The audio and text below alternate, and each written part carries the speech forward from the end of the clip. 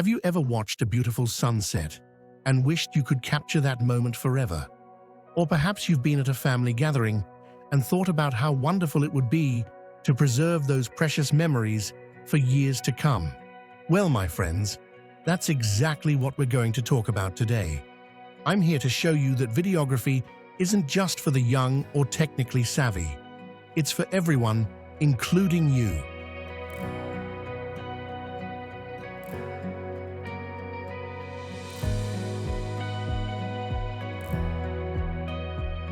Welcome to our guide on videography for over 60s folks. I'm so glad you've joined me today because we're about to embark on a journey that will help you discover the joy of creating your own videos. Whether you want to document family gatherings, create travel diaries, or just express yourself creatively, videography can open up a whole new world of possibilities for you. Now, I know what some of you might be thinking. I'm too old to learn something new, or technology is too complicated for me. But let me tell you something. Age is just a number when it comes to creativity and learning. I started with an 8mm camera in the late 80s and quickly moved onto a high 8 camera. As technology moved on in the early 2000s, I switched to mini DV. Today, I can take 4K videos on cameras that cost a fraction of what those old ones did. And if I can adapt to these changes, I have no doubt that you can too. In this video, we'll go over simple ways to begin this wonderful interest, including inexpensive materials to start your journey and easy techniques to create videos you'll be proud to share. Let's start with the things you will need. The first and most important tool is a camera. And the good news is, you likely already have one, your smartphone. Modern smartphones have incredibly powerful cameras capable of shooting high-quality video.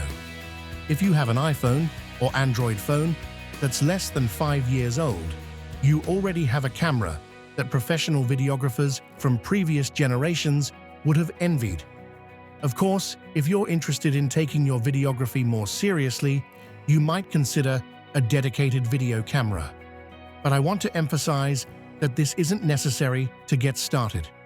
Your smartphone is more than adequate for learning the basics and creating meaningful videos. The second item you'll need is some basic editing software. Now, don't let the word editing intimidate you. Today's editing software is much more user-friendly than it used to be. If you're using a smartphone, you already have basic editing capabilities built right in. For iPhone users, the Photos app includes simple editing tools. Android phones typically come with similar features in their gallery apps.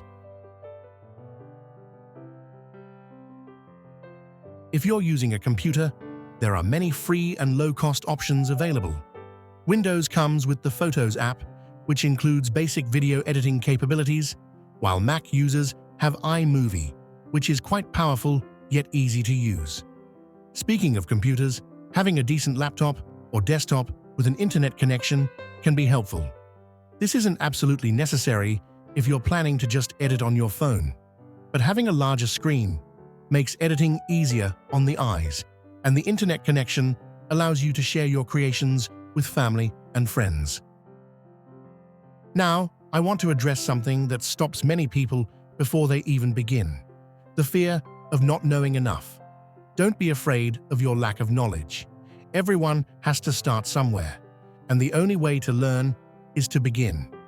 I remember the first time I picked up a video camera, I had no idea what I was doing. But I experimented, made mistakes, learned from them, and gradually improved. The wonderful thing about starting videography at our age is that we have life experience on our side. We know what stories matter, what moments are worth capturing, and we have the patience to wait for the perfect shot. These are advantages that many younger videographers don't have. Another thing to remember is that you don't need to learn everything at once. Start simple. Shoot short videos of things you find interesting. It could be your garden in bloom, your grandchildren playing, or even just a beautiful view from your window. Let's talk about what kinds of videos you might want to create. Family history videos are perhaps the most meaningful projects you could undertake. Think about recording interviews with family members, asking them about their lives, their memories, and the wisdom they've gathered over the years. These become priceless treasures for future generations. You might also consider creating travel documentaries. Even if you're just visiting a local park or a nearby town, capturing the sights, sounds, and your impressions can be wonderfully fulfilling. Instructional videos are another possibility. Many of us have developed skills and knowledge over our lifetimes that younger generations would love to learn. Whether it's cooking a family recipe, gardening techniques, woodworking, knitting, or any other skill you've mastered, consider creating how-to videos to pass along your expertise. Now, let's talk about some basic filming techniques that can dramatically improve your videos. First, always be mindful of light. Good lighting makes an enormous difference in video quality. When filming indoors, try to position your subject near a window with natural light. But be careful not to have bright light directly behind your subject. This creates backlighting, where the person appears as a dark silhouette. Instead, have the light coming from in front of or to the side of your subject. Outdoors, early morning and late afternoon provide what photographers call golden hour light, soft, warm illumination that makes everything look more appealing. Harsh midday sun can create unflattering shadows on faces, so if you're filming people outdoors during bright daylight, finding a shaded area often works best. The second technique to master is keeping your camera steady. Both iPhones and Samsung phones have built-in video stabilization features to help reduce shakiness in videos. iPhones offer features like enhanced stabilization and action mode, while Samsung phones utilize super steady mode. Shaky footage can be distracting and sometimes even make viewers feel queasy, so these are powerful additions. However, they are not infallible, so if you find your hands aren't as steady as they used to be, don't worry, there are simple solutions. You might want to invest in an inexpensive tripod. They make them for both traditional cameras and smartphones. If you don't have a tripod, look for opportunities to stabilize your camera by resting your arms on a solid surface. A table, chair back, or even leaning against a wall can help. When walking with your camera, try to move smoothly and deliberately. The third technique is thoughtful composition, how you arrange elements within your frame. A simple rule to follow is the rule of thirds. Imagine your screen is divided into a grid of 9 equal parts, with 2 horizontal lines and 2 vertical lines.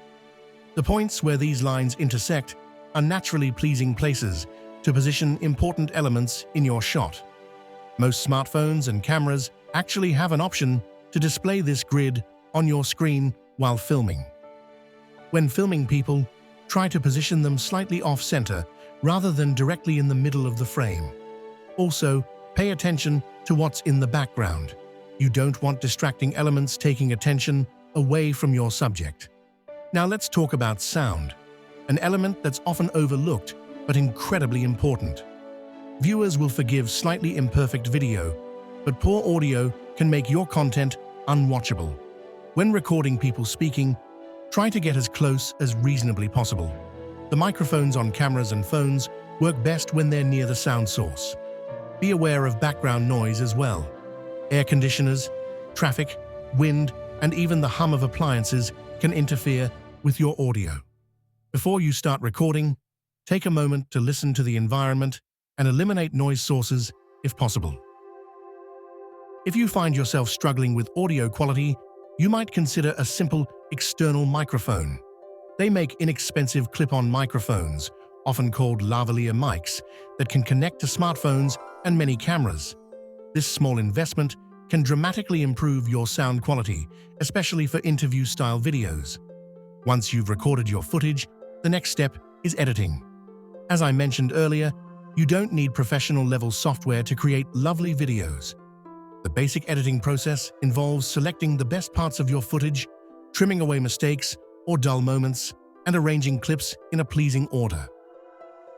Don't be intimidated by editing. Think of it as simply storytelling. You're selecting and arranging moments to convey what you found meaningful. Start with very simple edits, perhaps just trimming the beginning and end of clips to remove those moments where you are setting up the shot or turning off the camera. As you become more comfortable, you might experiment with adding music, transitions between scenes, or even titles and captions. Most basic editing apps make these features accessible with just a few taps or clicks. One of the joys of modern videography is how easy it is to share your creations. Once you've completed a video, you can share it directly from your phone or computer to family and friends via email, messaging apps, or social media. You might even consider creating a private YouTube channel where only people with the link can view your videos.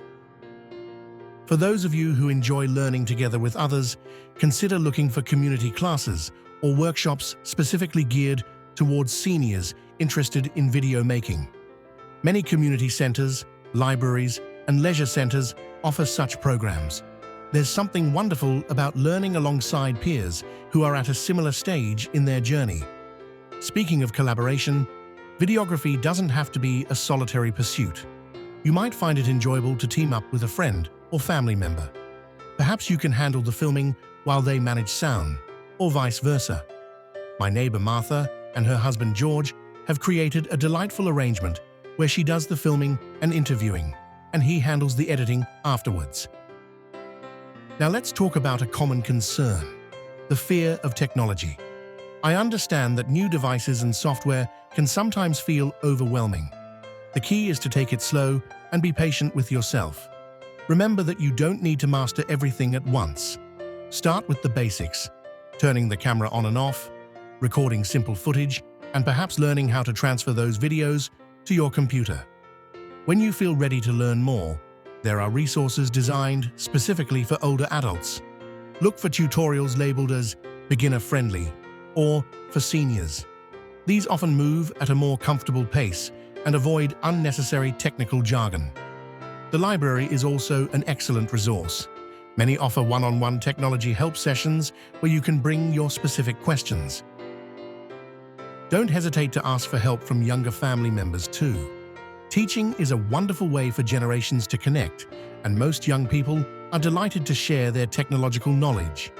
As you develop your videography skills, you might find yourself wanting to upgrade your equipment or try more advanced techniques. This is perfectly natural, but I encourage you to upgrade gradually. Master the basics with the equipment you have before investing in anything new.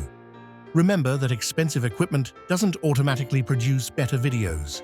The most important elements are your unique perspective, the stories you choose to tell, and the genuine emotions you capture. Some of the most touching videos I've ever seen were shot on very basic equipment but captured meaningful moments with authenticity. One aspect of videography that brings me particular joy is how it changes the way you see the world. Once you start looking at life through the lens of a videographer, you begin to notice details you might have overlooked before. The way light filters through leaves, the expressions that flash across a grandchild's face, the graceful movement of birds at your feeder. Let's also talk about the social aspects of creating videos. Sharing your creations with family and friends can strengthen connections and create opportunities for meaningful conversation. When my friend Eleanor created a video documenting her childhood neighborhood, complete with her narrated memories, it prompted family members to share stories she'd never heard before. Her simple video project became a catalyst for family storytelling and connection. As we wrap up our discussion today, I want to emphasize that the most important thing is to simply begin. Don't wait until you feel you know everything. That day will never come for any of us. Start where you are, with what you have, and allow yourself the joy of learning as you go. Remember that perfect is the enemy of good. Your first videos won't be masterpieces, and that's completely fine. Each time you create something, you'll learn a little more, gain a bit more confidence, and develop your skills further. The joy is in the journey itself, the discoveries you make along the way, the memories you preserve, and the creative satisfaction you experience. I'd love to hear about your videography adventures, what you're filming, what you're learning, what challenges you're facing. Please share your thoughts and experiences in the comments below. And if you found this video helpful, please give it a like and consider subscribing to the channel for more content designed with you in mind. Thank you for joining me today. Here's to capturing the beautiful moments of your life, telling your unique stories, and discovering the joy of videography. Because creativity doesn't have an expiration date, and it's never too late to start a new chapter of creative expression. As my fellow creators may have already mentioned, if videography seems like it is not a good fit for you, please click the link below the video to see what other inspirations you may find on our channel. Here are a couple of suggestions. Thank you for watching, and bye for now.